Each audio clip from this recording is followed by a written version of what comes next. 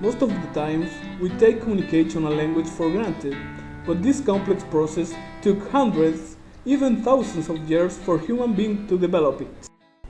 Language is a communication system that has undergone a number of evolutionary changes which continue as we speak. While the development of language has been thoroughly examined and described, its origins still remain unknown and have given rise to many debates over the years.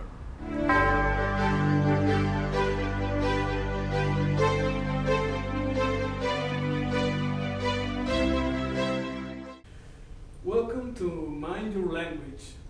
I'm your host, Juan Pablo Moraga. Join me today as we discuss the origins of language. Sitting with me are three linguists, members of the Linguistic Society of America. They all support the Yo-heav-ho hypothesis. Dr. Coro, could you please tell us your views about the origins of language? The Yo-heav-ho hypothesis proposes that human language is a result of the very human sound made by people taking part in some physical effort.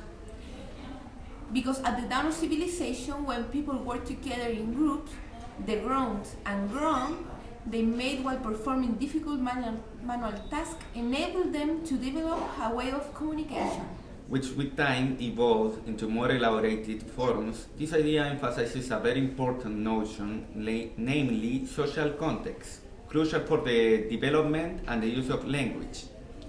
Early men found out that doing things like moving fallen trees or hunting huge animals cannot be done alone and needed teamwork. As supporters of this hypothesis, we all agree that as people started working together in group, their physical effort produced grunts, which over time became chants and over the time took shape of language.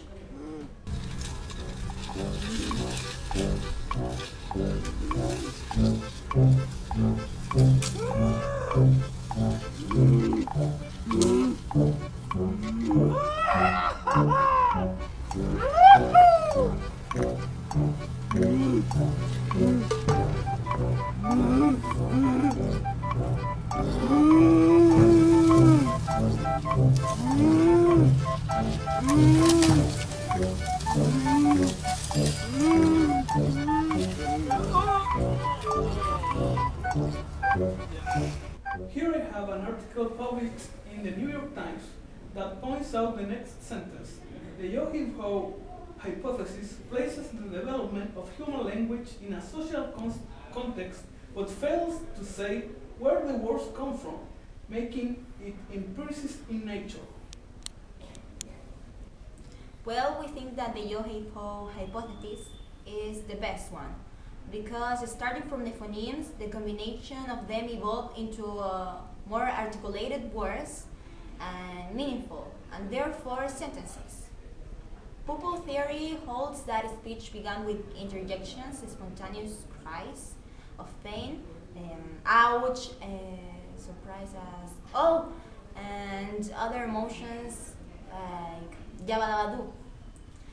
The problem with this hypothesis is that exclamations such as the emotional responses that one might associate with these pupil phrases are in fact dependent on language instead of a basis through which language can be created, and no language contains many interjections to form a language.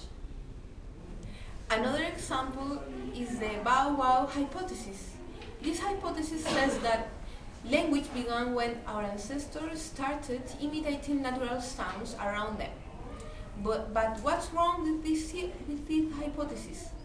Relatively few words are onomatopoeic, and these words vary from one language to another.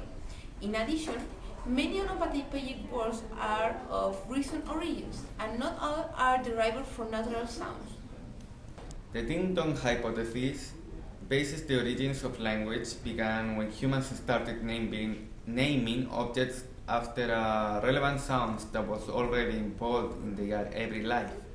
Examples include words such as boom, crash, and oink.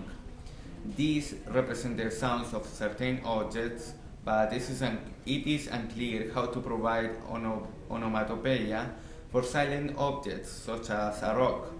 It also does not consider abstract ideas like love or justice, as there are no sounds for these words. So, in conclusion, language evolved in the Homo lineage because of special conditions. The development of reciprocal altruism as a way of gaining fitness by sharing and helping. Thanks for watching. For more information, visit our webpage mindyourlanguage.com. See you next week. Goodbye.